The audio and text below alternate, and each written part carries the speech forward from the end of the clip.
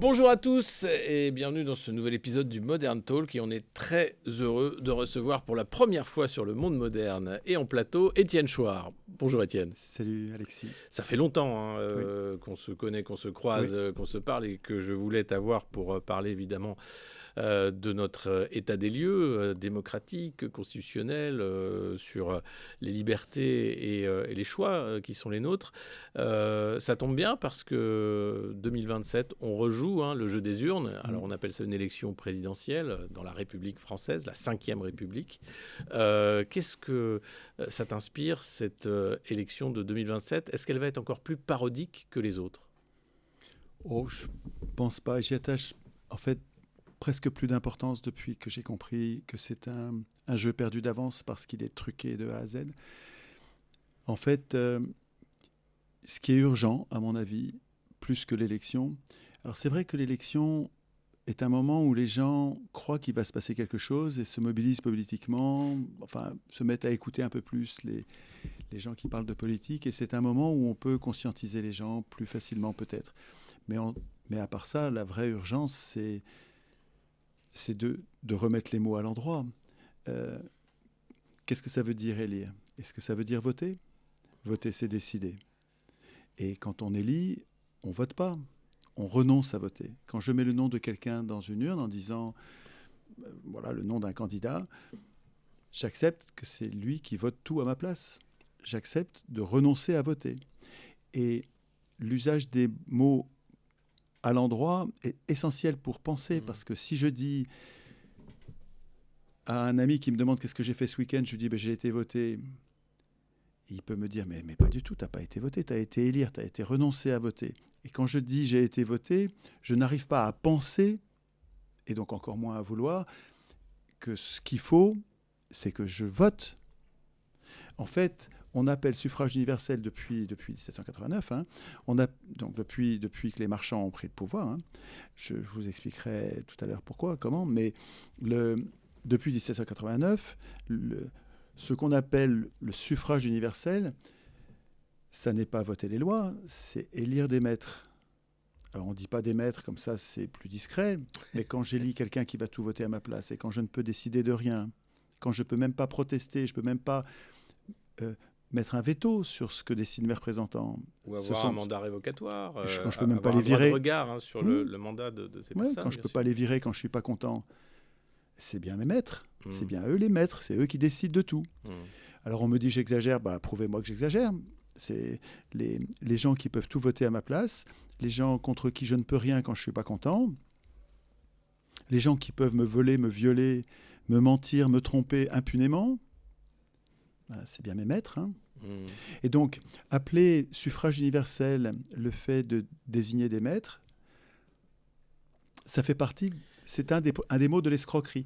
Et vraiment, dès qu'on s'en aperçoit, quand on remet les mots à l'endroit, quand on dit mais non mais c'est pas un vrai suffrage universel, moi je veux un autre suffrage universel, je veux voter les lois. D'un seul coup, mon cerveau est comme désenglué. Je commence enfin à penser. Quand on me dit la démocratie, c'est le régime dans lequel on vit, dans lequel on élit des maîtres. Et la démocratie, pourtant, c'est un régime dans lequel le démos a le kratos, le peuple a le pouvoir, le peuple décide, le peuple vote. On n'a jamais été en démocratie. Et on n'a jamais été en démocratie. Ouais. Et en fait, on s'en aperçoit très vite. Moi, j'ai réalisé ça tard, mais dès que j'ai commencé à y réfléchir, en fait, on fait sottement confiance, enfin, on fait gentiment confiance à tous ceux qui nous ont formés et qui le font, et qui ne nous ont pas trompés de façon forcément malveillante. On enseigne ce qu'on a soi-même appris. Moi, j'ai enseigné à mes enfants et à mes étudiants, je leur ai enseigné que la démocratie, c'est l'élection c'est la démocratie, comme je l'avais appris, puisque mes parents me l'avaient dit, mes professeurs, mes maîtres à la petite école et mes professeurs à la grande école me l'avaient dit, les journalistes me l'avaient dit, je l'avais entendu dire à la radio, je l'avais lu dans les journaux. Mais quand vous grandissez comme ça, vous faites confiance à tout votre environnement adulte. Et donc, on est littéralement formaté, pas forcément avec une mauvaise intention. Moi, quand j'apprenais ça à mes enfants, je le faisais, je pensais vraiment ce que je disais. Et je pense que beaucoup de gens pensent qu'on est en démocratie, loyalement, honnêtement, sans s'apercevoir que c'est pas, c'est un mensonge de la part des représentants, parce qu'eux, ils le savent très bien. Mais de la part des autres, c'est pas un mensonge, c'est une erreur, mais c'est une énorme erreur. Il y a quand même quelque chose, quand tu vois le nombre d'abstentionnistes, de gens qui refusent justement d'élire, Oui. est-ce que pas, d'une certaine façon, de manière intuitive, naturelle, le fait qu'il y ait plus de Peut-être. 47%, 50% de gens qui ne jouent pas au jeu des urnes, Oui. c'est parce qu'ils ont peut-être compris quelque chose, qu'ils savent que ça ne change pas grand-chose, qu'ils sont dépossédés et qu'ils préfèrent ne pas participer. Oui, une partie en tout cas. Une partie des gens, et ils ont fait une partie du chemin. Mais je ne suis pas sûr que... À mon avis, ce dont ils se sont rendus compte, c'est que, j'allais dire, voter ne sert à rien. Ce n'est pas ça. Voter, quand on confond les deux mots. Mais ils se sont aperçus qu'élire ne sert à rien. Et constatant ça, ils préfèrent aller à la pêche, parce que, puisque ça ne sert à rien, ce n'est pas la peine de se donner du mal. Et c'est vrai que l'élection, dans le procès que je fais... ce que je fais depuis 20 ans, c'est le procès d'élection. Donc je lui ai trouvé 10 vices majeurs, des vices dont un seul suffirait à se dire, mais on est sûr qu'on veut cette procédure-là ? Parce que c'est vraiment pas bien, ce vice-là. Il y en a 10 comme ça. Et parmi ces vices, il y a le découragement. La procédure de l'élection, elle nous infantilise. Elle nous réduit au rang d'incapables politiques. Nous ne sommes capables de décider de rien. Elle nous infantilise, elle nous humilie, elle nous décourage. Tout ça, c'est le même vice. Et du même coup, elle nous déresponsabilise, elle nous désapprend à faire de la politique. Tout ça, c'est le même vice. Il y en a 9 autres. Elle nous déresponsabilise. Et finalement, elle nous décourage de nous occuper du bien commun. Et finalement, ça explique le comportement des abstentionnistes, mais qui ne voient pas forcément l'alternative. Parce que nulle part à l'école, dans l'école républicaine, c'est-à-dire l'école organisée par les élus, et qui, eux, aiment l'élection, évidemment, puisque ça leur donne tout le pouvoir et à nous aucun, dans cette école, on n'apprend pas l'alternative. Parce qu'il y a une alternative. Une alternative, moi, que j'ai découverte en 2005. Je me suis réveillé en 2005 à l'occasion du TCE, du traité pour une constitution pour l'Europe, et où je concluais mon analyse qui faisait 10 pages de texte, 10 pages de notes pour prouver tout ce que je disais dans le texte. C'était un texte qui n'est pas très long, mais je finissais en disant, mais quelle est la cause de cette épouvantable anti-constitution européenne ? D'où sort-elle ? Et je me faisais la réflexion, je me disais, mais les gens qui l'ont écrite n'auraient pas dû le faire, ils n'étaient pas légitimes. Et je concluais avec une phrase qui reste mon cap depuis 20 ans. C'est pas aux hommes au pouvoir d'écrire les règles du pouvoir. Nous avons besoin de délégués, nous avons besoin de représentants. On est trop nombreux pour écrire les lois nous-mêmes. Pour écrire les lois, c'est compliqué. Il faut discuter à 20 millions, on ne va pas y arriver. Donc on a besoin de représentants. Mais ces représentants sont donc utiles, mais ils sont dangereux. Et on le voit qu'ils sont dangereux puisqu'ils nous marchent sur la tête impunément. Et donc, la Constitution, l'idée géniale de la Constitution, qui est complètement méconnue, c'est que ce texte institue des pouvoirs, mais ce n'est pas du tout le plus important. Il les contrôle, il leur fait peur, il les contraint. Il permet à la population de garder la main sur ses représentants. Normalement, une constitution digne de ce temps. Voilà. Ouais. Mais sauf si ce sont les représentants qui l'écrivent. Alors, si c'est les représentants qui écrivent les règles de la représentation, eh ben, il truque tout. Est-ce que, quand même, tout. Dans la 5e, est-ce que De Gaulle, avec sa pratique du référendum, avait quand même un peu plus le souci du peuple qu'aujourd'hui, on voit clairement le coup d'État permanent. Il avait le souci du peuple comme un parent cruel par rapport à ses enfants. Il aime ses enfants, mais il est cruel avec eux. Enfin, il est dur avec eux. J'ai plein de reproches à faire à De Gaulle, mais c'est vrai qu'il avait plus d'honneur que ses successeurs. Et c'est un chef militaire qui s'est fait faire une constitution à sa main par Debré et une bande de copains qui l'ont... Marchais aurait dit des copains et des coquins.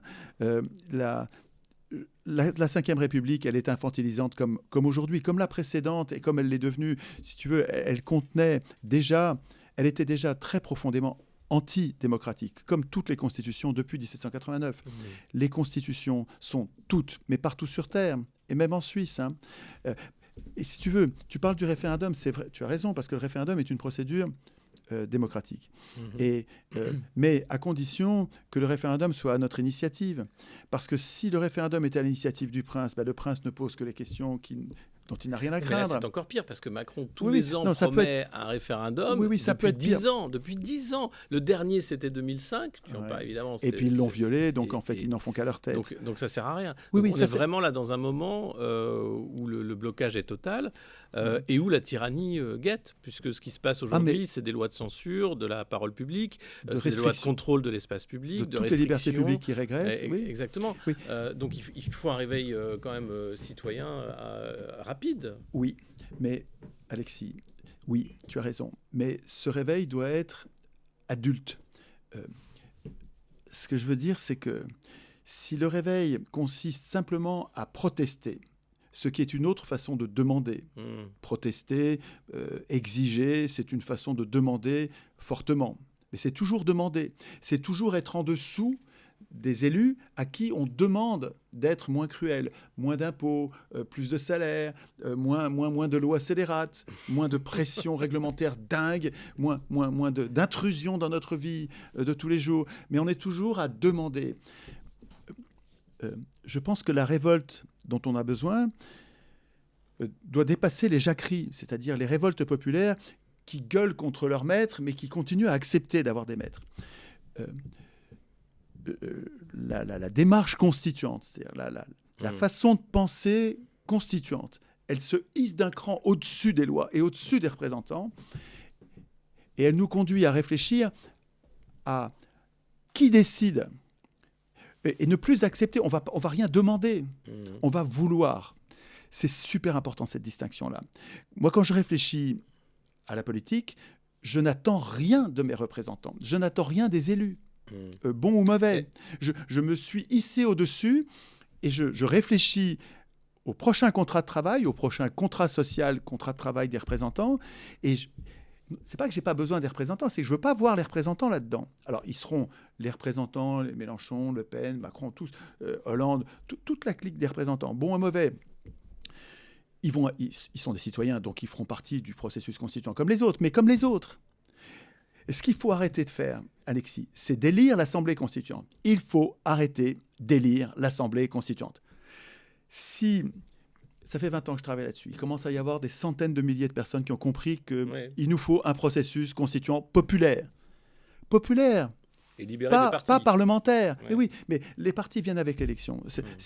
Tant que tu gardes cet amour dingue, cet amour imbécile, enfin, le prenez pas mal, j'étais moi-même un imbécile, hein, mais c'est débile au sens étymologique du terme. C'est-à-dire quand on est débile, on n'arrive pas à se défendre. C'est débile d'adorer l'élection, qui est une procédure de dépossession, qui est une procédure qui fait de nous des enfants au sens étymologique, qui n'ont même pas le droit de parler. Mais on le voit d'ailleurs, la façon qu'ont les politiques de traiter les citoyens.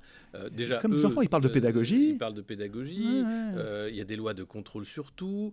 On a vu pendant la canicule l'interdiction de la vente d'alcool, par exemple, comme si les gens n'étaient pas capables de réguler leur consommation. Enfin, c'est vraiment de pire en pire. Et on le voit avec le Covid, ça a été vraiment une révélation sur cette infantilisation maximum, en fait. Et tu sais, je pense que l'élection, elle a dans son génome un avenir totalitaire.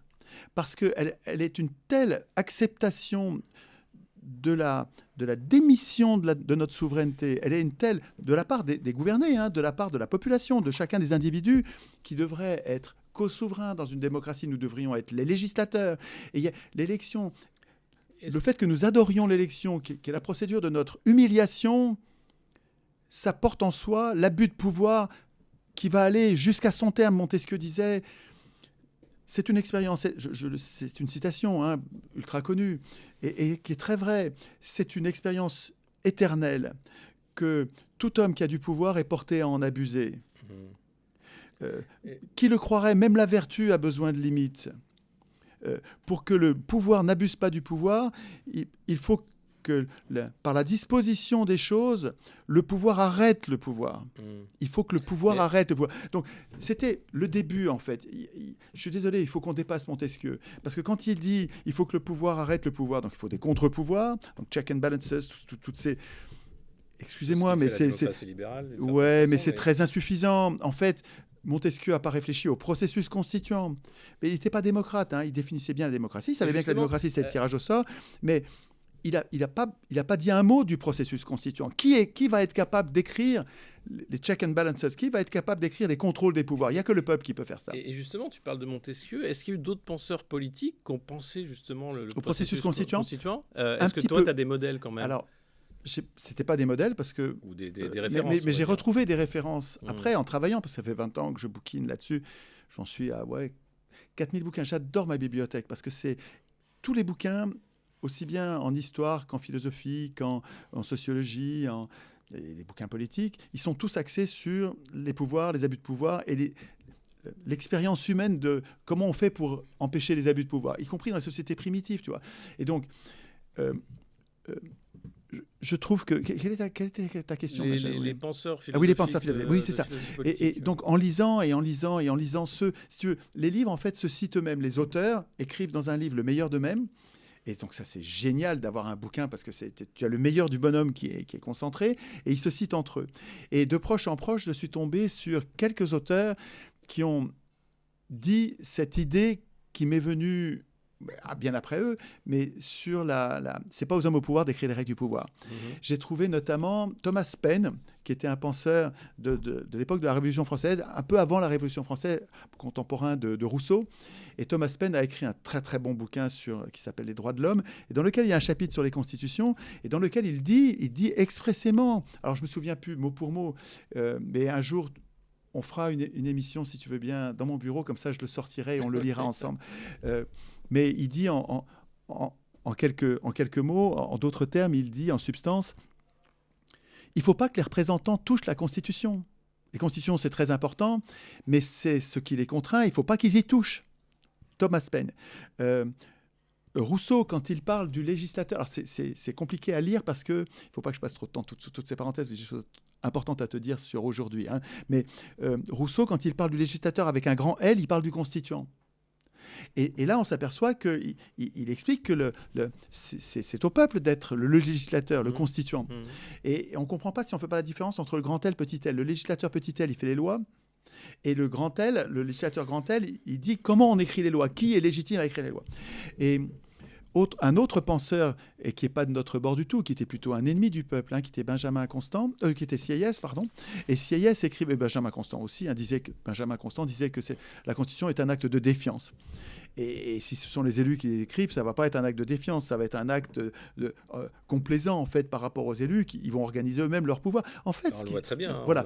Mais Sieyès disait explicitement, il réfléchissait beaucoup à la Constitution, tous là, toute leur bande, et il disait attention, on va écrire une Constitution, mais ensuite les représentants, il ne faut plus qu'ils y touchent du tout. Sieyès le disait lui aussi. Donc on retrouve, il y en a d'autres que je ne connais pas, sûrement, qui ont pensé avant. Et moi, je revendique pas du tout la paternité d'une idée. Les idées appartiennent à ceux qui s'en emparent. Hein. Mais par contre, ce sur quoi je me base, c'est sur le fait que cette priorité d'un processus constituant populaire, elle devrait être notre priorité à tous, et pas la priorité d'un intellectuel qui se penche sur la question, parce que ça n'a aucun intérêt. S'il est important que nous écrivions nous-mêmes la Constitution, s'il est important du même coup qu'on n'élise pas, il ne faut pas élire l'Assemblée constituante. Hein. C'est super important. C'est le tirage au sort, hein, c'est ça. Alors, tirage au sort, ou bien on écrit nous-mêmes, parce que ça peut être village par village. La démocratie, ça va commencer dans chaque village. Dans le mon d'Aix-en-Provence, alors Aix-en-Provence, c'est un peu grand, donc ça va être des arrondissements, mais prenons un village, mon village de Traits, mais ça peut être ton village dans la Drôme, je ne sais pas où tu habites, mais dans ce petit village, on va écrire la Constitution de Traits libre, devenue libre. Et donc, qui va faire partie de l'Assemblée constituante? Mais tous ceux qui en veulent, tous ceux qui veulent. On est 10 000. Il n'y a pas 10 000 personnes qui vont s'y intéresser. Il y en a peut-être 2-3 000. Et bien 2-3 000, on va se mettre dans le stade de foot ou dans un champ avec des micros. Avec les micros, les haut-parleurs, on a largement de quoi faire ça. À Athènes, ils étaient 6 000. Ils étaient 30 000. Donc c'est la taille de plein de communes. La moitié des communes de France font moins de 500 habitants. À Athènes, ils n'avaient pas de micro, ils n'avaient pas de haut-parleurs, et ils arrivaient à se réunir à 6 000 sur 30 000, donc c'était 1 sur 5. En gros, on n'a pas les chiffres exacts, mais c'est les ordres de grandeur. Et ils arrivaient à se parler à 6 000, en tout cas, ils arrivaient à 6 000, ils ne parlaient pas. Ils étaient à l'Ecclésia, donc ils écoutaient, et les tirés au sort qui leur avaient préparé les lois, il y avait 500 tirés au sort. Nous, aujourd'hui, nous en faudrait 1 millier à peu près. Donc 1 millier de tirés au sort leur avaient préparé les lois. Les tirés au sort, c'était disputatif. Il faut que je t'explique le truc. Ouais. Je répondrai à toutes tes questions, évidemment, après, mais comprends le truc, c'est pas compliqué. J'en ai pour 1 minute. Parce que c'est ça qu'il nous faudrait. Ils n'élisaient pas à Athènes, ils tiraient au sort. Et les tirés au sort ne votaient pas les lois, bien sûr. Les tirés au sort leur préparaient les lois. Ils se disputaient entre eux, en tout cas, ils discutaient entre eux pour savoir quelle était la bonne loi. Et puis, au bout du compte, après avoir bien discuté, il y avait une partie des tirés au sort qui était pour la loi, qui allait arriver. Et puis, une partie des tirés au sort était contre la loi. Et ils venaient à l'Ecclésia nous présenter cette loi qui était en jeu. Et puis, donc, une partie des tirés au sort venait nous dire pourquoi ils trouvaient que la loi qu'ils nous proposaient, les représentants nous proposaient les lois, ils ne les votaient pas. Pourquoi elle était bonne? Argument A, argument B, argument C, conférence. Puis ceux qui étaient contre, les tirés au sort qui étaient contre, venaient nous présenter. Ça se ferait, nous, aujourd'hui, ça se ferait à la télé, sur la chaîne du référendum, à la télé du référendum, dans les journaux du référendum, ou sur les places publiques du référendum. Tu vois, tous les médias que nous aurions institués, les tirés au sort viennent nous présenter les lois. Et alors ceux qui sont contre viennent nous dire pourquoi. Mais non, c'est une loi qui est mauvaise, elle est chère, elle sert à rien, elle est dangereuse, je ne sais quel argument. Et puis ensuite, donc ça, c'est les conférences pour, les conférences contre, et puis ensuite on les voyait s'empailler à l'Ecclésia. Donc à l'Ecclésia, tout le monde se tait. Et il y avait des gens qui passaient, c'était des esclaves, mais on s'en fout, on n'a pas besoin d'esclaves. Les gens fixent sur le fait qu'il y avait des esclaves, mais ce n'était pas spécifique à Athènes. Il y avait des esclaves partout, pas seulement à Athènes. C'est d'époque. À l'époque, il n'y avait pas d'énergie fossile, donc il n'y avait pas ce miracle qui a permis de libérer de l'esclavage. Qui a permis de libérer l'esclavage, Jean-Claude Vissy le dit bien, hein, c'est pas notre vertu, c'est le fait qu'on ait trouvé des énergies qui permettent d'avoir des esclaves de fer, et donc on n'a plus besoin d'esclaves de chair. Et donc à l'époque, il y avait des esclaves, mais ce n'était pas spécifique à la démocratie. En tout cas, peu importe, il y avait des gens qui circulaient dans l'Assemblée pour faire taire et sortir ceux qui parlaient. C'était important, à 6000. Ouais. Et oui, c'est important d'écouter, parce que tu es en train d'écouter pour faire monter ton niveau sur la loi qui est en cours. Et alors, donc, conférence pour, conférence contre, et puis ensuite, disputatio, donc c'est pas des pugilats, c'est des controverses qui font monter le niveau. C'est-à-dire que quand tu vois les arguments de l'un contre l'autre, et puis c'est pas seulement une controverse, ensuite on changeait d'orateur, parce que si t'as pas de chance, c'est un bon orateur qui a défendu et un mauvais orateur qui a défendu l'autre argument, tu peux te faire tromper et te tromper. Donc c'était plusieurs controverses. Mais pendant ce temps, tu as le niveau de l'Assemblée qui monte, et pourquoi on ferait pas ça dans chaque commune? La moitié des communes font moins de 500 habitants, et à Athènes, ils étaient capables, pendant 200 ans, 200 ans, c'est ce qui nous sépare de la Révolution française. Hein. C'est un très très long temps. Ils ont tiré au sort et ils ont voté leur loi. Et pendant 200 ans, il n'y a que les riches qui payaient les impôts. À Athènes, il n'y a que les riches qui payaient les impôts. Les pauvres ne payaient pas d'impôts. Les pauvres, c'était 99%. Hein. Les pauvres, c'était la totalité, la presque totalité des citoyens. Et donc, ça a donné une société stable politiquement, prospère comme aucune autre, et c'était les pauvres qui gouvernaient, c'est les pauvres qui votaient les lois. Là donc, tu nous dis qu'Athènes était une vraie démocratie, ouais. C'est ça, ouais. Mais c'est pas la seule, j'ai plein d'autres exemples. Hein. Oui, mais on était toujours à l'échelle d'une ville. Hein, et l'échelle d'une ville, et d'une grosse ville. Comment tu fais à l'échelle d'un pays? Alors, tu fais une fédération de communes libres. Alors, à la modèle de Proudhon, il faut que vous lisiez le système fédératif. Proudhon était un penseur qui est complètement méconnu. Alors, il est aimé par les gens de gauche et aimé par les gens de droite parce qu'en fait, c'est un ami du peuple et il avait... Alors, il a, malheureusement, quand Marx lui a demandé de participer, parce que Proudhon était anarchiste. Marx était communiste. Alors, aujourd'hui, on les appelle communistes autoritaires, alors que les anarchistes sont des communistes libertaires. Donc, ce n'est pas la même chose. Et les communistes libertaires sont inquiets quand ils entendent les marxistes parler finalement d'un État de transition, avant qu'il n'y ait plus d'État, d'un État qui va être autoritaire, avec une dictature du prolétariat. Et les anarchistes entendent ça, ils disent et ils tordent le nez. Et donc, Proudhon, quand Marx l'a invité à venir travailler avec lui, il a décliné. Et Marx l'a mal pris. Marx avait mauvais caractère et il était arrogant, quoi. Hein, et il l'a démoli après. En fait, alors que les deux, je pense que les deux étaient des amis du peuple. Les deux essayaient de voir. Mais on a, probablement à cause de l'emprise de l'idée marxiste sur les intellectuels en général, partout sur Terre, hein, pendant le siècle qui a suivi, Proudhon a été méconnu. Mais quand on lit Proudhon, il a beaucoup écrit. C'est un type épatant, Il y a peut-être des défauts, il a dit des conneries. Ok, il a dit des conneries, mais regardez tout ce qu'il a dit de bien. La façon dont il a pensé la banque, la façon dont il a pensé la fédération des communes. Je reviens à ta question. La démocratie, ça va venir à petite échelle parce que c'est là que ça naît. C'est là que naît avec un potentiel de possibilités. Oui, nous allons pouvoir devenir souverains à petite échelle parce que nos représentants, on les voit, on travaille avec eux, on vit avec eux, ils sont tout prêts et donc on peut les désigner, les contrôler, les virer quand on n'est pas content. Et ensuite, pour organiser au niveau national, quelles sont les activités qu'on ne peut pas faire au niveau de la commune ? Produire de l'électricité, il va falloir qu'on fasse ça au niveau national. Produire le téléphone, les voies ferrées. À nous de réfléchir à ce que nous voulons déléguer au niveau national.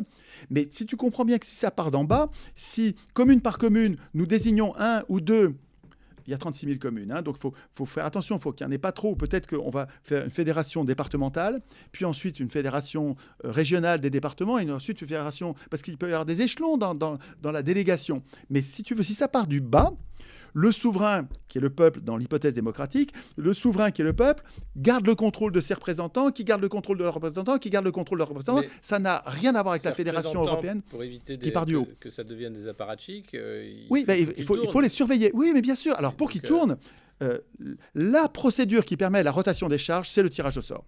La procédure qui interdit la rotation des charges, c'est l'élection. Donc, choisissez votre camp. Si vous adorez si vous voulez la déprofessionnalisation des charges, si vous souhaitez la rotation des charges, si vous souhaitez la déprofessionnalisation de la politique, il ne faut pas adorer l'élection. Parce que vous adorez une chose et vous voulez son contraire. Enfin, vous ne pouvez pas détester les partis et aimer l'élection. Les partis sont le résultat de l'élection. L'élection produit des partis mécaniquement.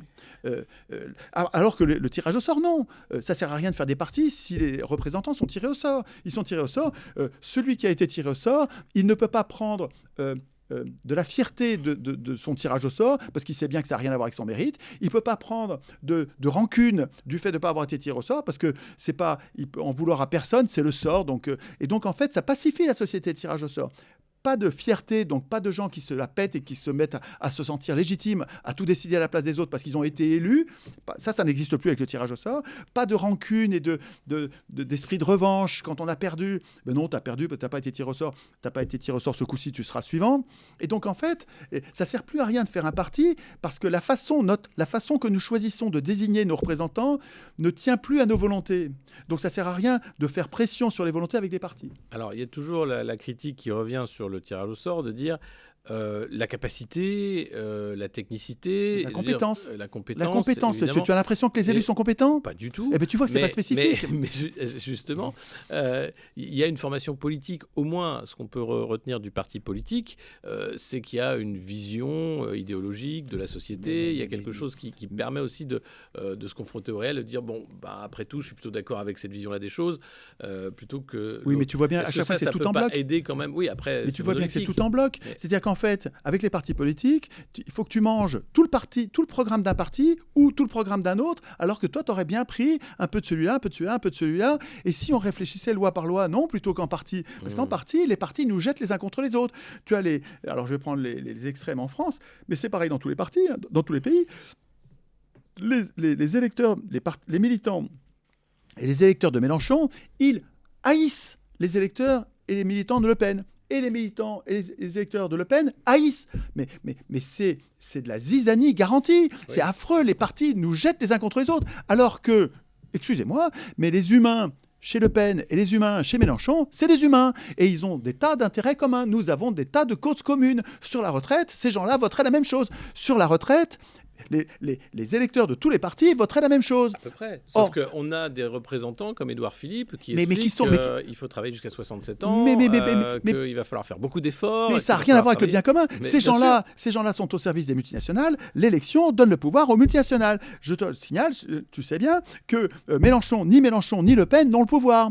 C'est d'autres qui ont le pouvoir. Mélenchon et Le Pen, ils servent d'alibi au système de domination parlementaire, au système d'exploitation. Le système d'exploitation parlementaire, depuis 1789, il donne toujours le pouvoir aux plus riches, aux multinationales. Et pas à toutes les multinationales, aux multinationales de la banque, principalement. Parce que parmi les marchands, les plus grands, c'est les multinationales. Et c'est les plus riches. Et donc, les plus argent, c'est eux qui ont le plus le moyen d'aider. Je parle vite, donc je déparle, pardon, mais je ne sais pas. Il faudrait que j'ai un. T'inquiète pas, on a le temps, vas-y.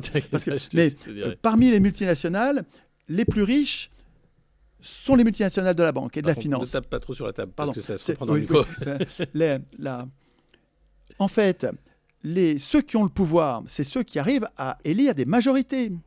Les minorités, les gens qui sont minoritaires au Parlement, ils ont aussi peu de pouvoir que toi et moi. Ils peuvent juste parler, blablater et ne rien changer, rien. Ils peuvent crier, tempêter, mais rien, voilà. Ouais. Ils ne peuvent pas changer le vote. C'est pas eux qui décident, c'est la majorité. Or, ce qui est vraiment très important, c'est que l'élection parmi des candidats qu'on peut aider, qu'il est possible d'aider, donne toujours, et c'est logique, on aurait pu le prévoir, et d'ailleurs, ils l'ont prévu, ceux qui ont mis en place ces systèmes et ceux qui le font perdurer ont bien compris que ceux qui ont les moyens d'aider, avec cette procédure-là, ils ont toujours le pouvoir et l'impunité. Et c'est pas que le pouvoir, c'est les pouvoirs. C'est le pouvoir législatif, le pouvoir exécutif, donc la police, l'armée, le contrôle des forces armées, le pouvoir judiciaire.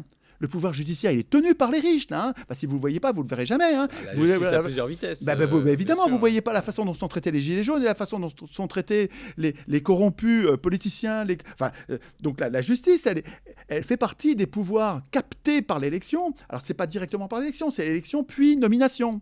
Mais dans une vraie constitution, il n'y aurait pas élection et il n'y aurait pas les nominations par les élus. Mais justement, en France, là, on est dans un système extrêmement dangereux puisque le président de la République nomme à tous les emplois civils et militaires. C'est dit dans la Constitution. Et donc, il y a encore moins d'élections.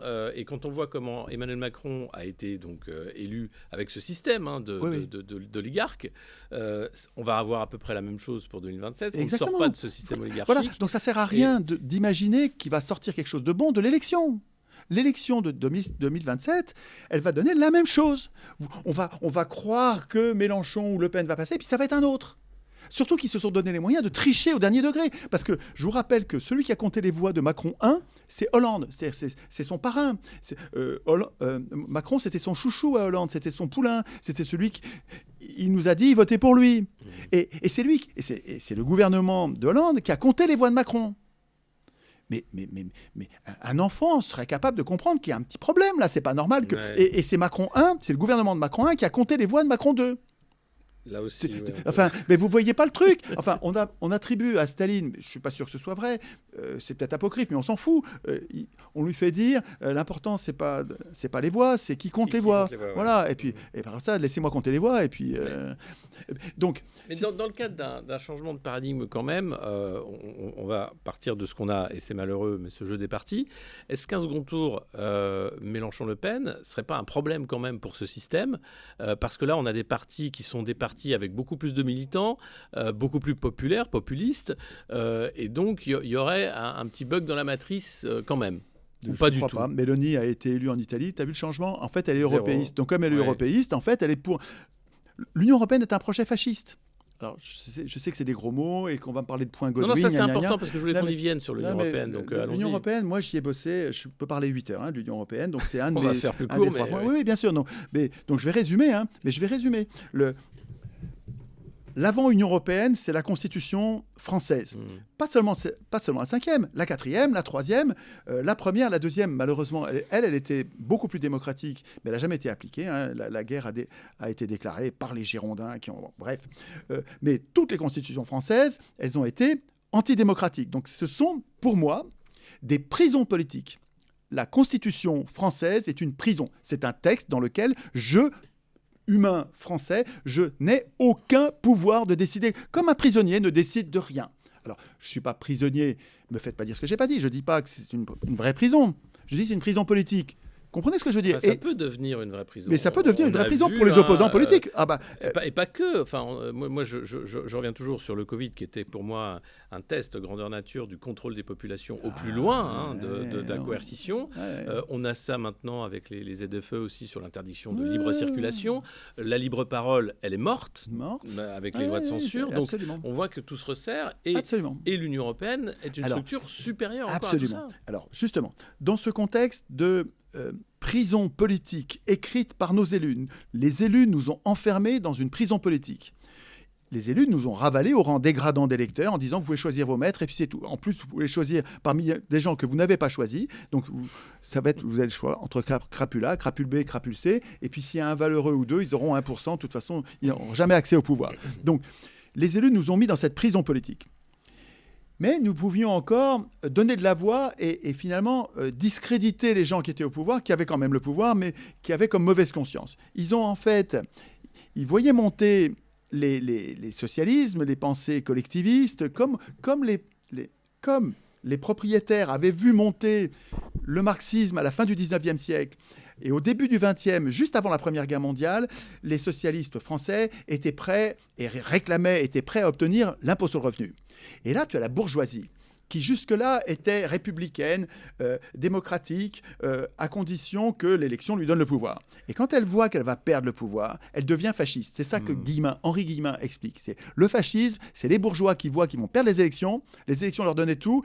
Quand ils sentent qu'ils vont perdre les élections, alors là, ils passent à la manière forte et ils se servent des armes pour tirer et ils tirent dans la foule. Et en fait, ce qu'ils ont fait, la Première Guerre mondiale, c'est une guerre de classe. C'est une guerre d'une classe contre une autre. Il y a une ça a été aussi bien en Allemagne. Le ravage de la paysannerie. C'est-à-dire qu'on a changé aussi de société, on est passé à l'industrie à ce moment-là. Il y a eu ça aussi, mais il y a surtout, je crois, c'est vrai, hein, il s'est passé plein de choses évidemment, mais je pense que les bourgeoisies, la haute bourgeoisie, hein, je ne parle pas de la petite bourgeoisie, mais la haute bourgeoisie française et allemande, parce qu'en Allemagne ça pétait aussi, hein, la jeunesse allemande début du XXe siècle, était extrêmement cultivé, révolutionnaire, anti-guerre, extrêmement... Le marxisme, en fait, le marxisme était devenu... pas la Russie. Oui, absolument. Mais la révolution devait avoir lieu en Allemagne. Oui, tout à fait. Ouais. Et ça grondait, ça montait en France aussi. Ouais. Et donc, la Première Guerre mondiale, c'est comme ça que le dit Guillemin, et je trouve ça extrêmement plausible, bien documenté et puissant aujourd'hui pour comprendre ce qui se passe, parce que c'est quelque chose du même tonneau qui se passe aujourd'hui. Ouais. Les bourgeoisies, voyant que l'élection ne va plus suffire à exploiter la société, à rançonner la société, nous jettent dans la guerre.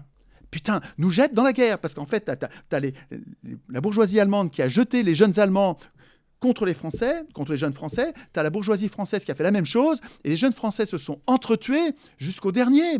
Mais c'est dingue ce qui s'est passé. Et ça... On nous rebat les oreilles en nous disant que c'est le nationalisme et les nations. Mais ce n'est pas du tout ça le problème. Ce n'est pas du tout les nations. Ce n'est pas du tout l'esprit nationaliste qui fait les guerres. Ce n'est pas ça. C'est les bourgeoisies qui se débarrassent des révolutionnaires en dévastant tout. Et en fondant... Alors, je reviens. Machine avec la reconstruction. Absolument. Et là, on voit très bien parce que cet agenda. Là, en ce moment, c'est avant 2030, la Russie va attaquer un pays de l'OTAN. Enfin, on nous vend la guerre contre la Russie quotidiennement dans les médias de propagande. C'est quand même quelque chose de grave. Il faudrait vraiment qu'on ait le temps. Alexis, il faudra qu'on se revoie parce qu'il faudra qu'on fasse des ateliers constituants pour par exemple. Je te donne la trame de ce qu'on aura à écrire. Il faut que dans la Constitution, nous écrivions une interdiction aux chefs de guerre de déclarer la guerre. Parce que les chefs de guerre ont un intérêt personnel à déclarer la guerre. Et un intérêt personnel qui n'a rien à voir avec l'intérêt général. Nous n'avons pas envie de la guerre. Et donc quand on dit le président de la République, c'est lui qui déclare la guerre, mais c'est pas que c'est dangereux, c'est que c'est suicidaire. Il va le faire. Évidemment qu'il va le faire. En fait, la technique de domination des gouvernés par les gouvernants, partout sur Terre, c'est la technique de la mafia. C'est-à-dire que tu terrorises tes victimes, alors tu tues la moitié de la famille devant l'autre moitié, donc tu sèmes la terreur, tu as un comportement terroriste, ce qu'on voit tous les jours aujourd'hui dans les médias mainstream. Et une fois que la famille est terrorisée parce qu'on a assassiné le patriarche, le frère, les cousins, on les a assassinés devant le reste de la famille, le même qui a terrorisé se présente comme le protecteur en échange de la docilité et de la rapine, de la rançon. Donc c'est mafieux ça, et les États font ça. Ils le font parce qu'il n'y a pas de constitution, Alexis. S'il y avait une constitution, la raison d'être d'une vraie constitution, excuse-moi je m'emporte, mais j'ai l'impression d'être sur le sujet le plus important de l'humanité. Parce que même les sujets écologiques dépendent de ça. Si les multinationales peuvent dévaster la terre et se goinfrer comme un cancer, sans qu'on puisse rien faire. C'est parce que nous sommes impuissants politiquement à leur résister. Et pourquoi on est impuissants ? Parce qu'on n'a pas de constitution. On a une fausse constitution écrite par ces gens-là. Ou pas par les c'est pas les multinationales qui écrivent la constitution, mais c'est les élus des multinationales. Donc c'est tellement lié. Tous les sujets sur lesquels vous bossez dans les médias, je parle des vrais médias, je parle de toi, des vrais médias, je ne parle pas des médias, mais tous les vrais sujets d'inquiétude ont un point commun. Nous sommes impuissants à y résister. C'est vrai. Et donc, n'oublie pas. Donc je vais te lancer un appel tout à l'heure. Je vais te lancer un appel. La population humaine, les humains, qu'ils le sachent ou pas, ont besoin de vous. Vous, les médias, pour pas seulement faire la liste des saloperies, des trahisons, loi scélérate 1, 2, 3, aujourd'hui il y en a 3. Putain, il y a 3 lois scélérates aujourd'hui. Ok, mais tous les jours il y en a. Ça suffit. Enfin, on peut continuer à tenir la... Je vous dis pas ce que vous avez à faire. Si vous voulez continuer à tenir la liste des saloperies de Macron, allez-y. Mais je vous rappelle qu'on est dans une prison politique et que la priorité, c'est l'évasion. Comment on va s'évader ? Ce n'est pas les élus qui vont nous émanciper. C'est eux qui nous ont enfermés dans la Constitution française et ensuite ils ont mis un deuxième mur d'enceinte avec la Constitution européenne qui devient intouchable. En fait, le seul moyen, c'est de se barrer. Comment on va se barrer ? Il faut qu'on écrive nous-mêmes notre souveraineté. Il faut qu'on veuille nous-mêmes. On ne va rien demander. Je ne vais pas demander ma souveraineté à mon maître. Ça ne va jamais se passer comme ça. Il faut que je le veuille. Vouloir, mais ça veut dire avoir pris conscience, une conscience d'une priorité constituante. Et c'est là que j'ai besoin des journalistes, c'est là que j'ai besoin des intellectuels, j'ai besoin des artistes. Les militants que nous sommes, les démocrates, là, on n'est pas assez nombreux, on n'a pas assez d'argent. Ça va pas. On a besoin des gens. Je disais que j'allais lancer l'appel tout à l'heure, je le lance maintenant. J'ai besoin, mais en tant qu'humain, nous autres, les humains, nous avons besoin qu'on nous donne l'exemple de conversation constituante. La conversation qu'on a là, c'est pas normal. C'est une étape, mais il faut que ça aille beaucoup plus loin. C'est pas normal que tu vois que ce soit seulement à l'occasion où tu reçois un expert, quelqu'un qui en parle, quelqu'un qui réfléchit, et tu pourrais dire, bah ça va, je l'ai reçu. Donc c'est ce que fait Clémence. Clémence, elle me reçoit de Toxin. Elle me reçoit plusieurs fois, avec beaucoup de bienveillance. Elle comprend ce que je dis. Et donc, c'est bien qu'elle donne la parole. Donc, à cette occasion-là, je sème des graines, mais c'est très insuffisant. C'est pas parce que tu donnes la parole à quelqu'un qui a réfléchi à la question et que tu peux te tenir quitte. Alexis, le prends pas mal, c'est extrêmement bienveillant ce que je te dis. Ta responsabilité historique, c'est comme ça que je le vis, je me trompe peut-être, hein, mais ta responsabilité historique de journaliste qui a une tribune, une audience, je l'ai dit à Idriss il y a quelques mois, et je le dirai à Olivier Berruyer dès que je le verrai. Je vous le dis à tous à ce micro, entendez-moi si vous êtes de passage, mais votre responsabilité historique, ça n'est pas seulement d'inviter quelqu'un qui parle de constitution et d'émancipation du peuple par le peuple, qui va écrire lui-même sa constitution en refusant d'élire l'Assemblée constituante. Il ne faut pas seulement donner cette parole-là à quelqu'un qui a réfléchi. Si vous êtes d'accord, il faut que vous deveniez vous-même dans votre tête constituant et qu'en fait, à chaque fois que tu vois une scélérate, tu fasses un petit codicile à la fin qui rajoute le fait que, pour donner l'exemple aux gens, pour que les gens qui t'écoutent disent « Ah, ça c'est vrai », où tu rajoutes le fait que si tout ça est possible, c'est parce que nous n'avons aucun moyen de résister, parce que nous n'avons aucune constitution, parce que nous avons démissionné de ce processus constituant. Venons-en aux moyens de résistance. Quels sont-ils ? Alors, pour moi, la façon de nous évader, nous avons un moyen de nous évader. Moi, ce à quoi je travaille, c'est... Nous sommes dans une prison politique et tout le monde est à la fenêtre à parler des lois, à parler des sujets législatifs en disant on parle des lois qu'on voit à la fenêtre de la prison à travers les barreaux, on voit nos représentants, nos maîtres qui prennent des lois de droite ou qui prennent des lois de gauche. Et on est là sans pailler, parce que dans la prison, il y a les gens de gauche et de droite, hein, tous en prison, hein, et même les abstentionnistes. Et dans nos conversations, on dit il faudrait prendre des lois de droite. Non, connard, il faudrait prendre des lois de gauche. Non, connard, gauchiste, hein, fasciste. Et on se tape dessus, mais on s'entretue, alors qu'on décide de rien. C'est-à-dire que nos conversations ne servent à rien. Qu'est-ce que changent nos conversations à l'état de fait ? Qu'est-ce qu'ils changent ? Qu'est-ce qu'elles changent ? Rien. Alors, donc, les moyens d'évasion. Alors, dans cette prison, il y a une porte, c'est la Constitution, et nous la laissons écrire. Et elle est fermée, elle n'est pas fermée à clé. Elle n'est pas fermée à clé. Il suffit que nous devenions unis. Le problème, c'est qu'on est une multitude. Et on a l'impression que notre force, c'est notre nombre. Mais c'est pas vrai, notre nombre ne va être une force que si on a une cause commune, si on a une partie qui part vers l'écologie, une partie qui part vers le contrôle de la finance, une partie qui part vers le contrôle des élus, une partie qui part vers chacun son sujet, notre nombre est une faiblesse. Pour que notre nombre devienne une force, il faut qu'on ait une cause commune. Donc, nous devrions réfléchir à notre cause commune. Quelle est notre cause commune? Est-ce qu'elle est législative? Sûrement pas. Vous prenez le nucléaire, on va s'empailler sur le nucléaire. Il y a des arguments pour, des arguments contre.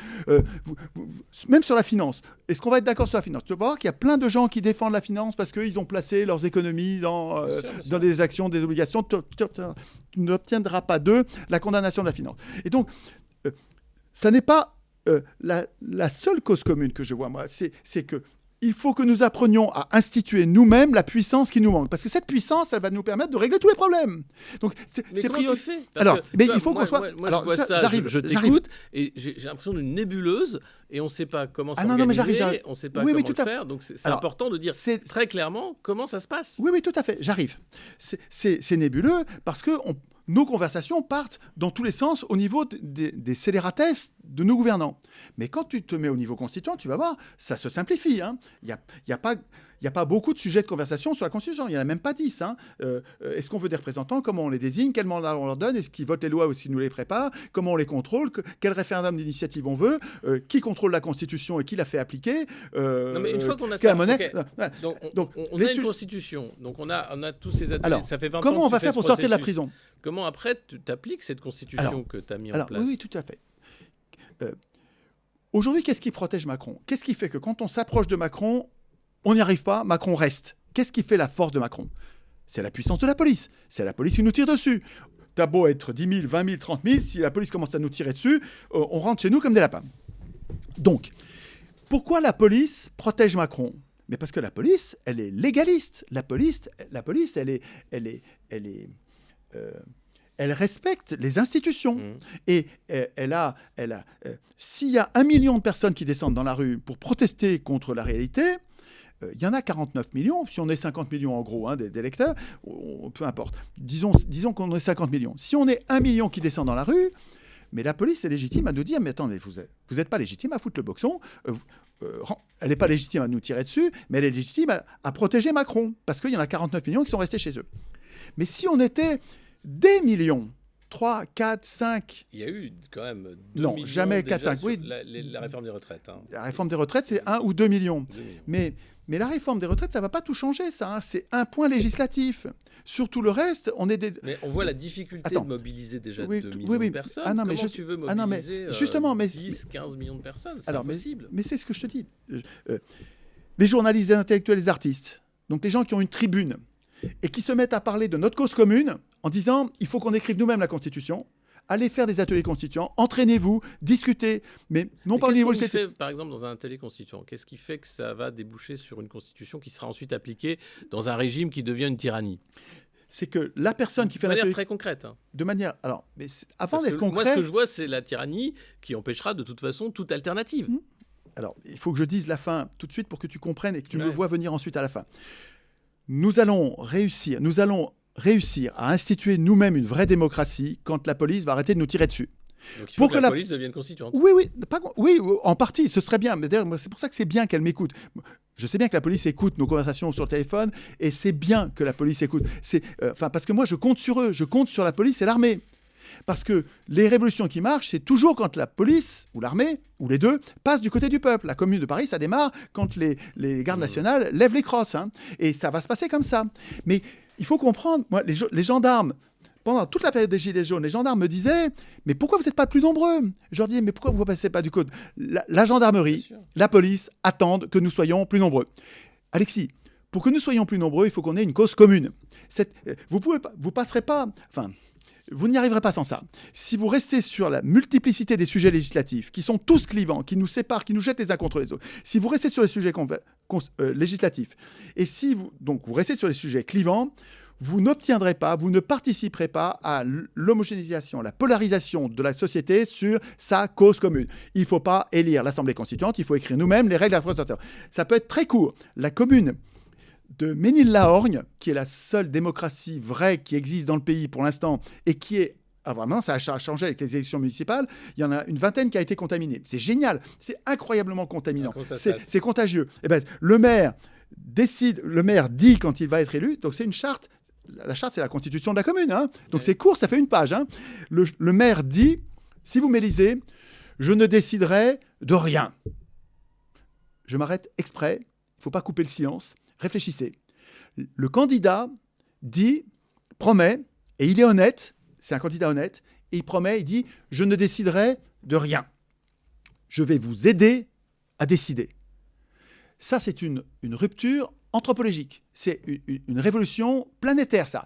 Un élu, un candidat honnête, qui promet de ne rien décider, de seulement aider à décider. Il dit, ce sera une vraie démocratie. Je vais réunir une assemblée citoyenne et je ferai ce qu'elle dit. Si elle me dit de m'occuper du remplacement du photocopieur, ça, je le ferai. Et ça, tu le fais combien? Toutes les semaines? C'est quoi il faut que tu fasses une enquête sur Ménil-la-Rogne. Il faut que tu leur demandes. C'est où? Mais Ménil-la-Rogne, c'est près de Nancy. C'est une petite commune, 200 habitants. Et elle est exemplaire. On a fait, tu sais, depuis septembre, je fais des ateliers constituants tous les mercredis sur Nexus.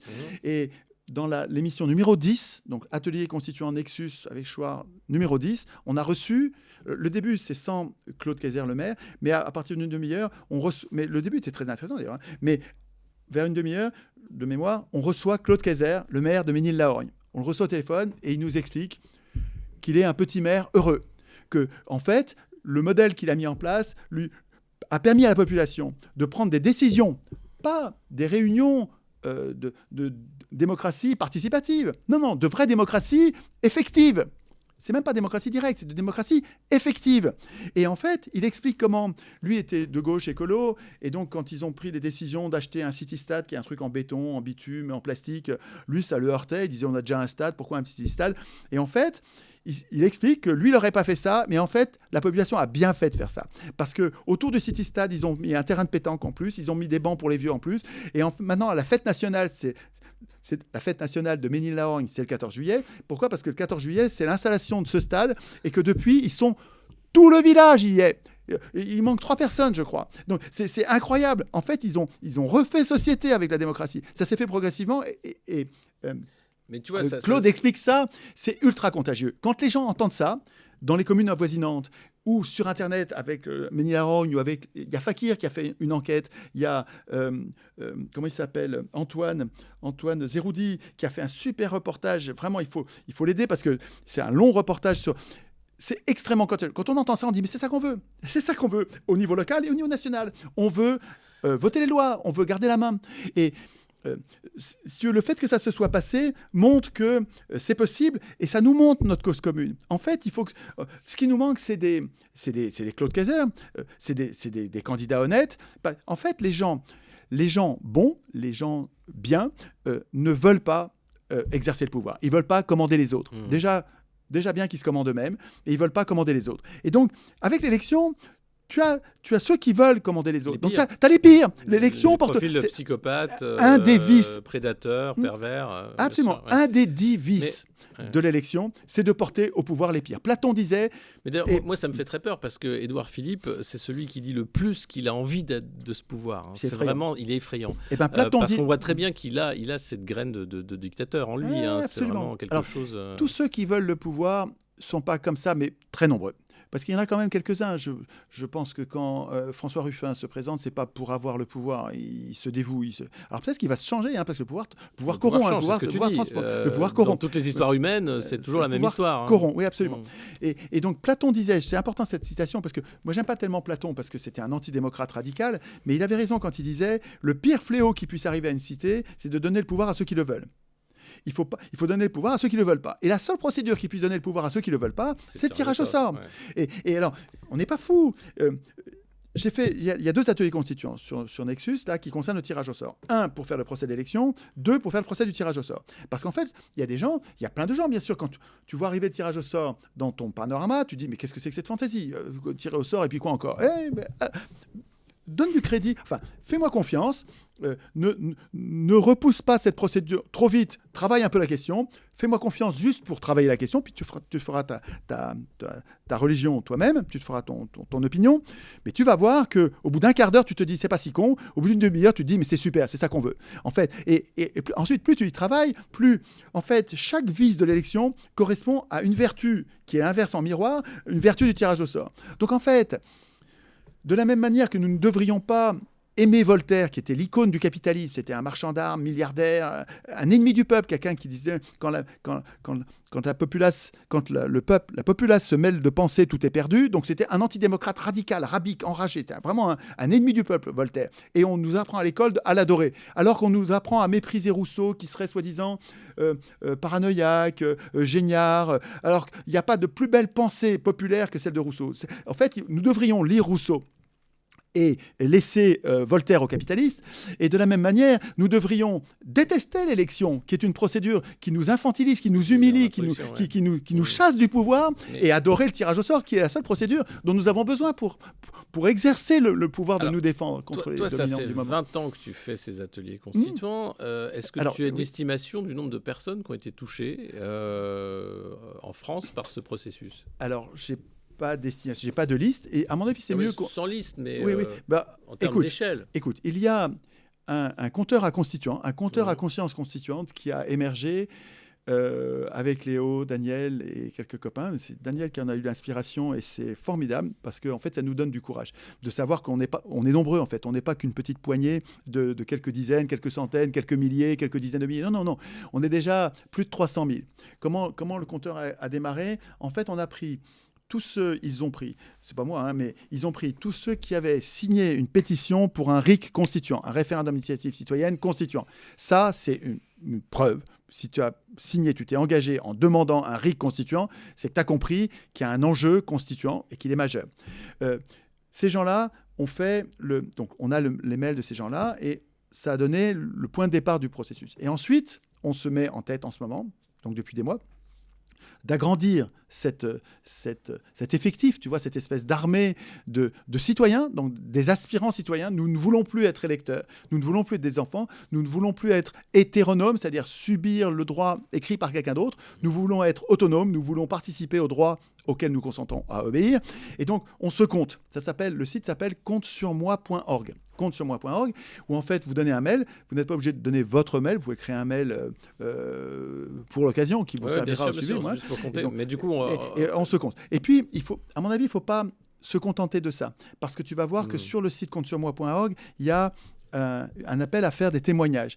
Et les témoignages sont très émouvants. Parce qu'en fait, on s'aperçoit de la diversité des gens qui ont compris qu'il est important que nous devenions constituants. Que, en fait, nous sommes faibles, nous ne pouvons rien changer parce que nous ne sommes pas constituants. Oui, mais ce que tu dis, je reviens à ce que tu dis, on n'y arrivera pas tant que la police et l'armée ne seront pas constituants. Voilà. Donc là, il faudrait. Est-ce qu'il y a là des projets pour toucher ces populations en priorité? Alors, non, je n'ai pas besoin que la police devienne constituante. Ce serait bien qu'elle devienne constituante. Mais ce qu'il faut que la police sente, c'est que dans les manifestants, il y a tellement de monde qui a leurs parents, il y a leurs enfants, il y a leurs cousins. Oui, alors non, un peu, mais pas assez. Et si on est pris de vitesse par l'Europe qui fait une Euroforce, et là où on aura une force exogène qui va arriver pour mater n'importe quelle manifestation dans n'importe quel pays européen, comme les pacificateurs de Panem. Alexis, tu as raison. C'est vrai que ça urge parce que les dominants du moment, eux, ils ont une cause commune, qui est la domination. Et ils dominent. Et ils s'entendent. Et ce sont des actions concertées. Tu vois, le Covid, c'est incroyable. La planète entière avait les mêmes éléments de langage. Donc, ils savent dominer. Et c'est plus facile pour eux parce qu'ils sont peu nombreux. C'est le petit nombre qui fait la force, parce que c'est plus facile de s'unir. On se coordonne très rapidement. On a appris récemment, par exemple, qu'Ursula von der Leyen a fait des boucles de discussions en dehors de tout cadre législatif avec les chefs d'État, avec Zelensky, etc., pour la guerre en Ukraine. Donc, on voit qu'ils s'organisent. Peter Thiel a créé une société de l'équivalent un club comme le Bilderberg qui s'appelle Dialogue. Donc, on voit qu'ils s'organisent, qu'ils se rencontrent, le Bilderberg, le World Economic Forum, etc., qu'ils sont peu nombreux et coordonnés. Du côté des constituants, on a l'impression qu'il y a certes du monde, mais qu'il n'y a pas de coordination. Oui, mais Alexis, quelle est ta part de responsabilité? Est-ce que tu en parles tous les jours? J'en parle quasiment. Tu parles tous les jours du processus constituant populaire, de la priorité constituante? Je me trompe alors. J'en parle peut-être pas tous les jours, mais tous les jours, je te le dis avec toute la bienveillance, comme si on était frères. J'ai essayé de faire monter justement cette visibilité des mouvements citoyens, du RIC constituant, des Gilets jaunes, etc., pour montrer qu'il y avait là une émulation politique réelle du peuple. Donc ça, c'est mon métier. Mais oui, je sens bien. Et c'est pour ça que je suis content d'être là, parce que je sens bien que tu vas être parmi les premiers pionniers, comme Nexus.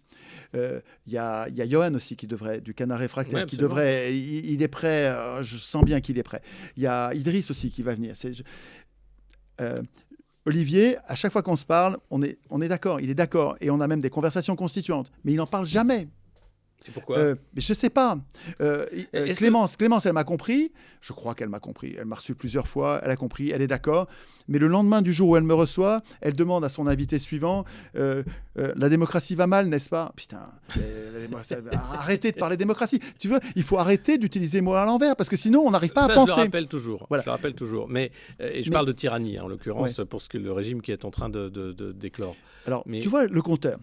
Je reviens au compteur parce que vous avez un rôle aussi dans l'éclosion de ce compteur. Et quand ce compteur va exploser, ça fera partie du mécanisme qui fait que la police va suivre. C'est-à-dire que le compteur, pour l'instant, c'est 300 000, 330, 340 000. 330 000, c'est pas assez. Pour la police, 330 000, c'est un petit mouvement de rien du tout. C'est pas légitime à tout changer. Donc, écoute bien. Si les 330 000, écoutez-moi, si vous êtes sur le compteur, et que chaque mois, je pourrais dire chaque semaine, si j'étais goinfre, parce que c'est possible chaque semaine, mais je dis chaque mois pour que ce soit peinard. Si chaque mois, chacun des 300 000 convainc une personne qui était un endormi. On est très vite Et- au million. Ouais. Ah non, mais on est à 1 million en 2 mois. Mais moi, je demande tous les Un jours. million. Tu vois, Et, donc, regarde, et pareil. on est la France entière en 6 mois. Mais, Donc, mais c'est beaucoup plus compliqué que ça, parce que pareil, Alors. je demande aux gens d'abonner, des gens qu'ils connaissent, de parler du monde moderne. Oui, Et alors, beaucoup le font, mais tu C'est vois pas que assez. la croissance est très lente. Et Voilà. on est très loin de toucher suffisamment de monde pour changer les choses. Qu'est-ce que tu penses, tiens, par exemple, parce qu'il y a des initiatives partout. Moi, c'est ça aussi que je vois. Toi, tu as Cette priorité ce temps long constituante. que tu as, puisque tu es un des premiers à en avoir parlé, à avoir fait cette école, à avoir fait cette prise de conscience. Là, est-ce que tu as vu ce qu'a fait Alexandre Jardin sur son application? Oui, avec T'en son penses fils. quoi? Avec son fils, oui. Non, c'est très bien. Ça va être un des outils. C'est important, les outils. Mais c'est un outil. Mais ça n'est qu'un outil. Qui va se servir de l'outil? Ça permet de compter aussi. Oui, ça va permettre de compter aussi. Mais ça va permettre de compter référendum par référendum, loi par loi. Moi, ce dont je te parle, c'est de se hisser au-dessus des lois. Les référendums, ça va être loi par loi, sauf si c'est des sujets constituants. Mais ça peut commencer par ça, mais non? ça pourrait commencer tu l'as par parlé ça. à Alexandre Jardin, justement? Oui, on s'est parlé. Ouais. Mais, tu sais, on était ensemble dans des conversations avec Frédéric. Bien sûr, dans le pic, donc, bien sûr. Dans le pic. Et donc, on se connaît. Mais Alexandre, c'est pareil. Alexandre, il devrait parler de constitution. Mais ce n'est pas de constitution, parce que ce n'est pas la constitution qui va nous sauver. C'est un processus constituant populaire. C'est-à-dire des électeurs, des humains, des cellules de la chenille qui se transforment en cellules de papillon. C'est-à-dire qu'il y a une mutation, on devient une grande personne. Et il faut que toutes les cellules... Quand la mutation commence, t'as pas certaines cellules de la chenille qui restent chenilles et d'autres qui deviennent papillons. T'as les cellules qui sentent que ça y est, c'est l'heure, on se transforme, on n'est plus des électeurs, on n'est plus des enfants, c'est un adolescent qui devient un adulte. Et c'est tout son être qui aspire à la liberté et à la souveraineté, et il ne demande pas l'autorisation à ses parents. Il le veut et il l'a. Et si tu veux, Alexandre Jardin, comme Alexis Poulain, comme Idriss Aberkane, Olivier, Johan, Clémence, les gens de TVL, comment elle s'appelle Élise. Élise, tous ces gens, de gauche comme de droite, pour moi, c'est des vrais sentinelles du peuple. Vous êtes très important dans la population. Vous avez un rôle qui dépasse, je crois, ce que vous pensez. Je sais que vous savez que ce que vous faites est important parce que c'est très oui, mais informer, c'est très important d'informer correctement sur les turpitudes du pouvoir, pas informer sur le foot, informer sur les donc vous êtes des inquiéteurs de pouvoir. J'appelle ça les sentinelles du peuple. C'est une fonction qui doit être écrite dans la Constitution. Nous avons besoin de journalistes et nous définissons le mot, ce sont les sentinelles du peuple. Mais vous avez une fonction supplémentaire qui est de donner l'exemple d'une pensée constituante, c'est-à-dire d'une pensée en adulte politique. Et si vous ne le faites pas, personne ne le fera. Si c'est quelques militants, tu vois, du mouvement constituant populaire qui le font, ça ne va pas progresser assez vite. Ils vont nous jeter dans la guerre. Ça urge. On a besoin des intellectuels, des médias, des artistes. Tu as vu la chanson de Sarah Penn, de Sarah Jane, avant-hier, là. Il faut que tu regardes la vidéo, c'est marrant. C'est marrant, c'est enthousiasmant. Elle a fait son témoignage sur Compte sur moi. Donc, elle s'est inscrite sur Compte sur moi. Donc, elle a fait monter le compteur. Elle a fait son témoignage qui est marrant comme tout. Et puis, dans son activité, dans son talent quotidien, dans son activité quotidienne, elle a créé une chanson constituante pour expliquer pourquoi il est important qu'on constitue. Putain, c'est exemplaire. C'est ça qu'il faut qu'on fasse tous. Moi, je fais ça, je parle que de ça. Alors, je ne vous dis pas de parler que de ça parce que ce serait... qui c'est ce mec qui va nous dire que vous faites ce que vous voulez, vous faites le dosage que vous voulez, mais encore une fois, tout me paraît secondaire, moi. Moi, je veux en revenir sur la méthode d'action parce que parler, ça on fait. Oui. Mais c'est très concret ce qu'on fait là, des ateliers.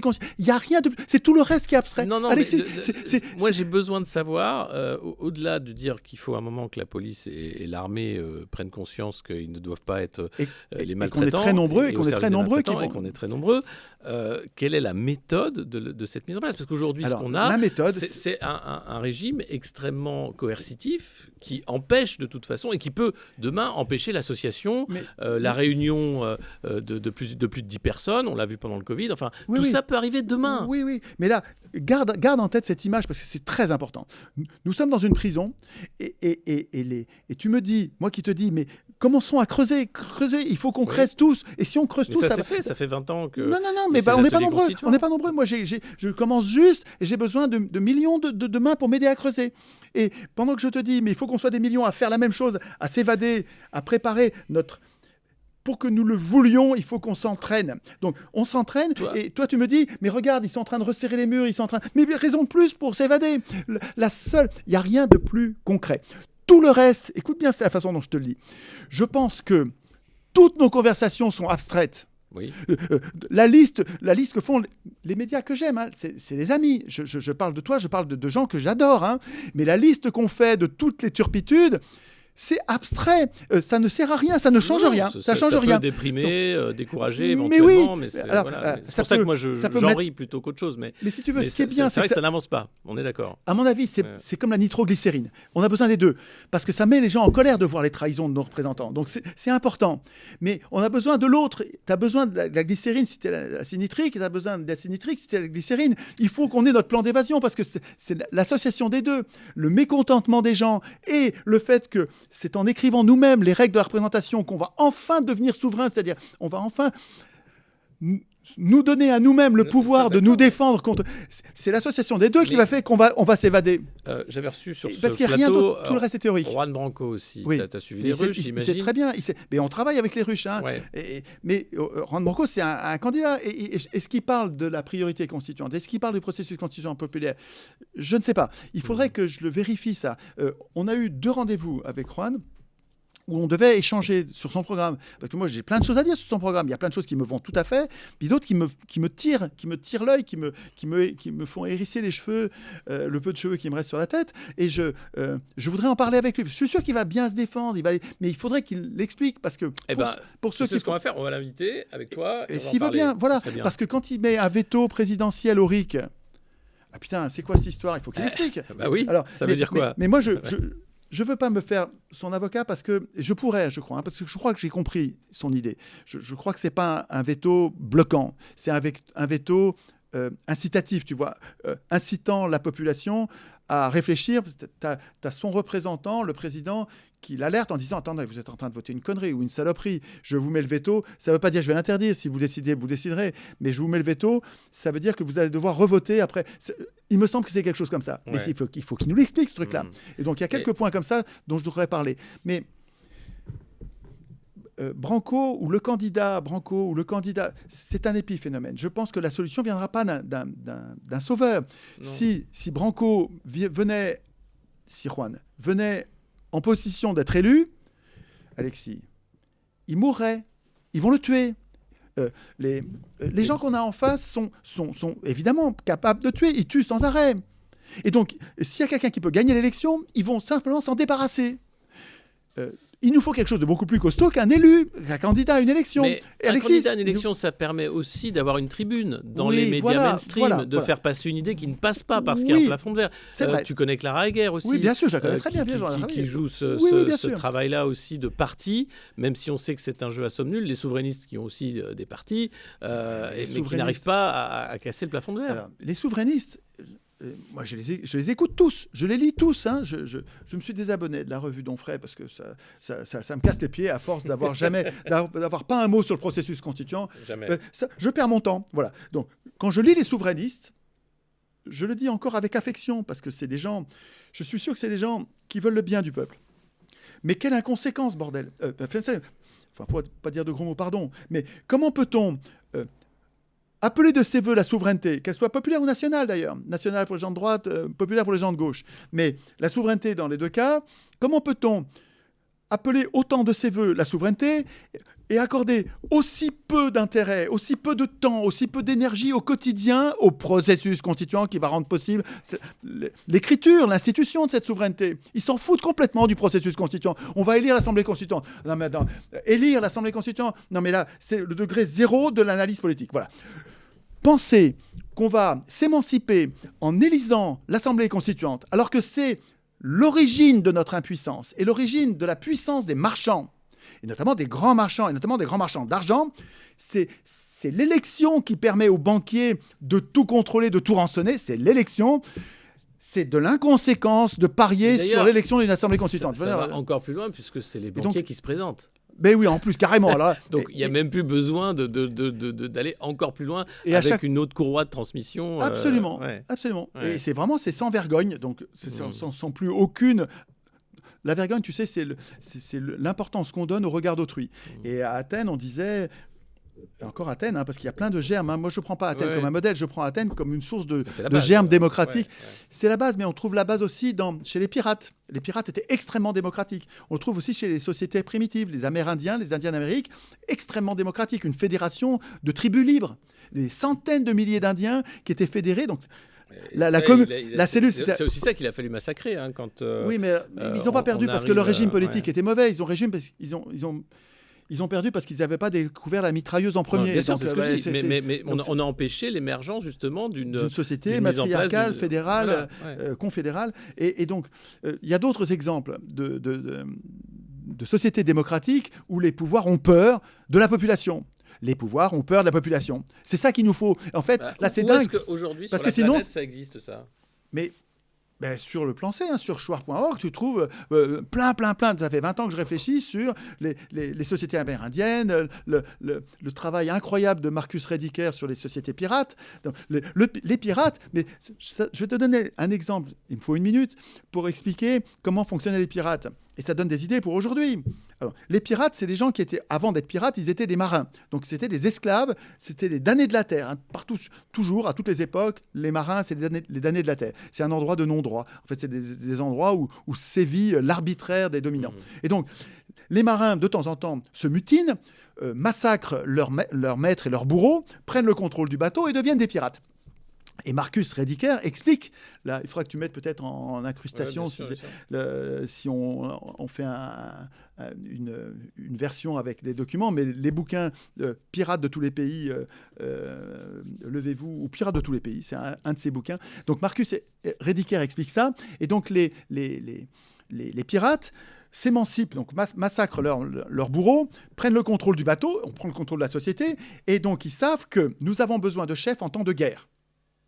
Ils savent, et nous savons aujourd'hui, bien sûr toute l'humanité sait que nous avons besoin de chefs en temps de guerre. Et en temps de paix, on n'en veut pas. On ne veut pas de chef. Alors comment on fait ? On désigne un chef, et il n'est pas candidat. Hein. Évidemment, il n'y a pas de candidat à être capitaine chez les pirates. C'est les pirates qui désignent le meilleur d'entre eux. Toi, tu vas être chef, tu vas être notre capitaine. Oh non, les mecs, vous déconnez. Si, c'est toi qui vas être notre capitaine. OK. Et les Indiens désignaient leur chef, et c'est pas le chef qui était candidat. C'est les Indiens qui disaient, tu es le meilleur d'entre nous pour faire la guerre, tu vas nous entraîner, et c'est toi qui vas être chef. Oh non, vous déconnez. Si, c'est toi qui vas. Donc, nous désignons quelqu'un qui ne veut pas être le chef, et nous le désignons parce que c'est sa mission. Ensuite, on lui donne les pouvoirs, les pleins pouvoirs. C'est lui qui va diriger en temps de guerre. Mais en temps de paix, on va le surveiller comme le lait sur le feu pour l'interdire de commander, lui interdire de commander. Sur le bateau des pirates, le capitaine, en temps de paix, qui se mettrait à donner des ordres parce qu'il se la pète, il croit qu'il est capitaine, il y a un pirate dont le boulot, il s'appelle le quartier-maître. Son boulot, c'est de surveiller le capitaine, et si le capitaine donne des ordres, il le jette au requin. On s'en débarrasse. Alors, on n'est pas obligé de le tuer, mais on s'en débarrasse. Il nous faut des contre-pouvoirs, il faut surveiller les chefs en temps de paix. Donc, oui, nous avons besoin de chefs en temps de guerre, mais non, on n'a pas besoin de chefs en temps de paix. Et ça, c'est une constitution qui va l'écrire. Mais nous sommes les seuls à pouvoir le faire. Là, tu vois, sur l'exemple des pirates, par exemple, ça commence par une mutinerie. Oui. On tue les maltraitants. On va chasser Macron.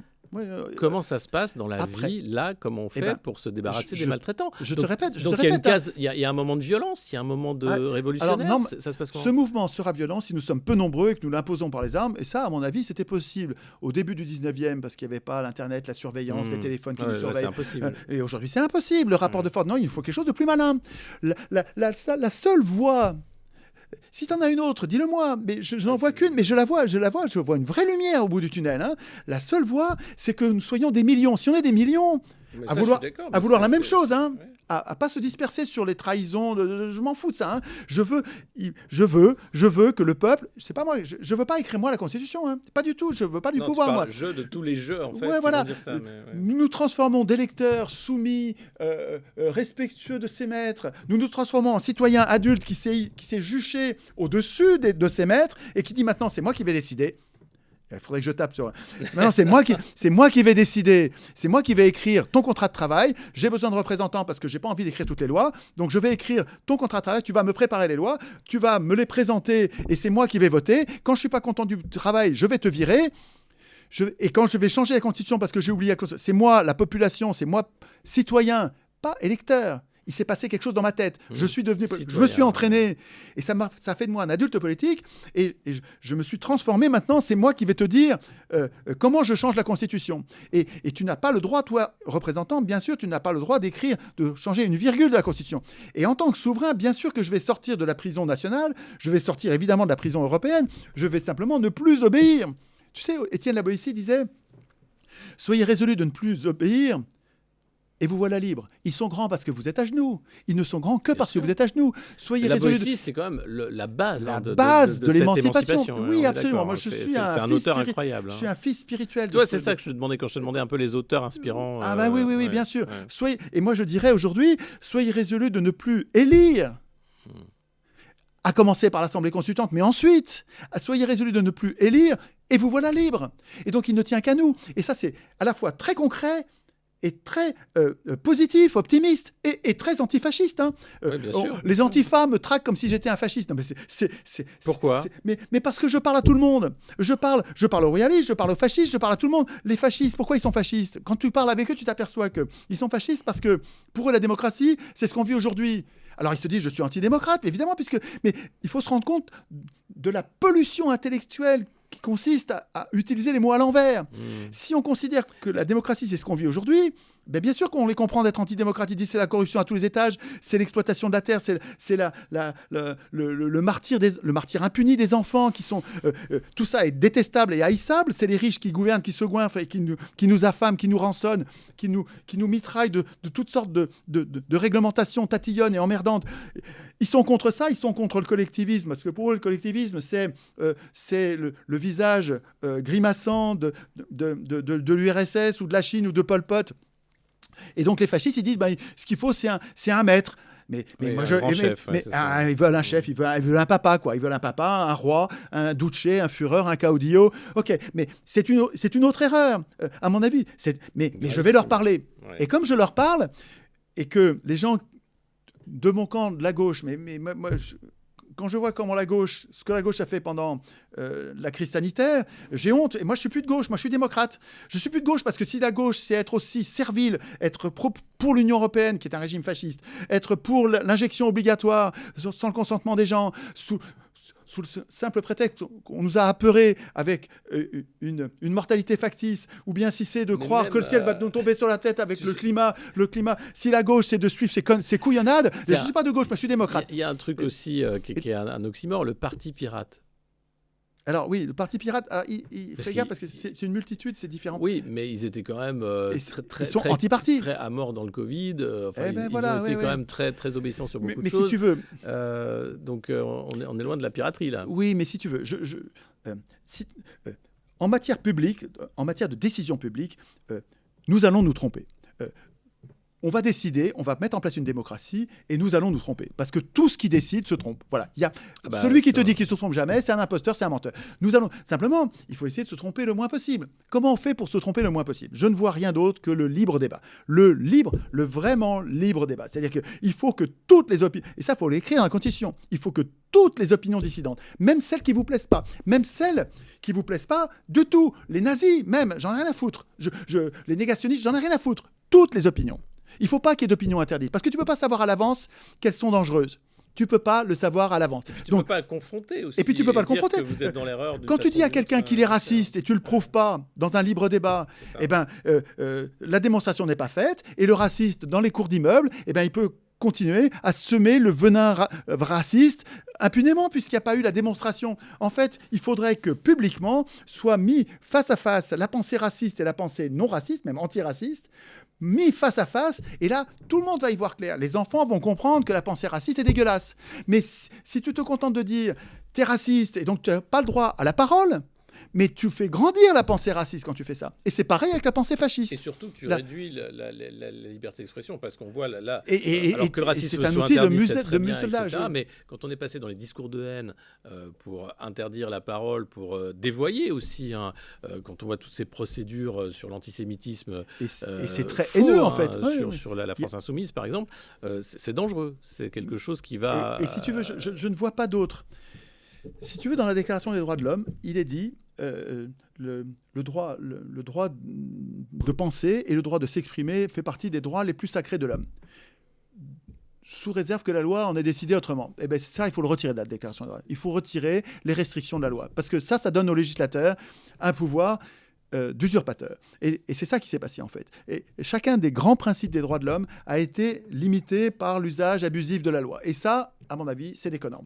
Donc, à mon avis, nous avons besoin, pour ne pas nous tromper, nous avons besoin que soient exprimées toutes les opinions dissidentes, loyalement, à la loyale, et que c'est à la loyale qu'elles ont gagné ou perdu pour donner le spectacle. Parce qu'en fait, notre niveau monte à nous qui allons voter les lois. Nous, les citoyens, hein, notre niveau doit monter, il ne peut monter que par la libre expression. Il faut me laisser parler. Juste un mot, s'il te plaît. De conclusion. Oui, voilà, de mots de conclusion, mais d'outils pour creuser la question. Allez voir comptesurmoi.org. C'est un endroit où si ce que je vous ai dit vous a touché et si vous trouvez que c'est important, allez vous inscrire, faites votre témoignage et ensuite occupez-vous d'être contagieux. Parlez-en entre vous. Parce que si chacun des signataires de comptesurmoi.org chaque mois arrive à, dans la foule de ceux qui l'entourent, arrive à en convaincre un, on double tous les mois, mais on est en démocratie dans 6 mois. Hein, donc, allez voir le mouvement constituant populaire, mouvement-constituant-populaire.org. .fr, mouvement constituant populaire. Là, vous avez un maillage territorial où tous les constituants sont sur une carte et vous pouvez vous ajouter, si là où vous êtes, il y en a déjà, rejoignez-les. S'il n'y en a pas, créez le point, on va être de plus en plus nombreux. Il faut qu'on soit nombreux à devenir constituants. Puis allez voir sur chouard.org, c'est mon site, sur lequel vous avez une page /agir, vous avez plein de choses à faire. chouard.org/agir, il y a plein de choses à faire pour devenir démocrate. Et puis il y a les livres. Écrire nous-mêmes la Constitution. Ça, c'est les exercices pratiques, le jaune, et le blanc, c'est l'idée théorique. La cause commune, la théorie, il y a les deux. Et il manque un bouquin sur la monnaie qu'il faut que j'écrive. Et qui va arriver, on aura l'occasion d'en reparler. Et faites exactement comme vous le feriez sur le compteur constituant. Abonnez les gens au monde moderne. Parlez évidemment de nos médias et des médias indépendants et alternatifs. C'est extrêmement important parce que c'est une guerre de l'audience. C'est ce que tu disais. Il faut la masse critique pour que ça change. Pourquoi est-ce qu'il faut... C'est important que tu parles du processus constituant et de la conscience constituante. Essaye de le dire toi. Pour que les gens soient conscients de l'imposture et de la prison dans laquelle ils vivent. Et tout simplement de dire que tant que le jeu sera acquis, alors ça va tant qu'il y a à manger dans le frigo, tant qu'on a encore une certaine liberté extrêmement quand même encadrée, on ne se rend pas compte. Et donc, il faut cette prise de conscience. Et je pense qu'elle est difficile. Et c'est pour ça que j'ai essayé aussi, dans cet entretien, de demander mais comment concrètement on fait. Donc, il faut qu'on soit nombreux. Il faut qu'on soit nombreux. Et donc, ça veut dire créer des ateliers constituants, que les gens comprennent comment ça se passe. Donc, parler simplement que des humains se parlent entre eux. C'est ça. Et s'aperçoivent que c'est facile. C'est à notre portée. Oui, parce que ça paraît complexe. Et ça ne l'est pas. Voilà. Quand tu fais des ateliers, tu t'aperçois que, là encore, aux ateliers Nexus, au festival Nexus, les gens me disaient mais c'est incroyable, je découvre que c'est pas compliqué. Évidemment que c'est pas compliqué d'écrire pas de guerre sans référendum. Il n'y a rien de plus simple. Oui. Hein. Et Bon, oui, je croise les doigts pour que Eh ben, écoute, tu fasses partie des merci prochains beaucoup, pionniers. Étienne. Merci pour ta passion pour cette liberté-là. Merci, Alexis, de ce que tu fais. Et merci à vous de suivre Le Monde Moderne. N'hésitez pas, bien sûr, à vous abonner, à mettre un pouce et à nous soutenir. Et à suivre. Tous les liens seront en commentaire. Et à la prochaine. Merci.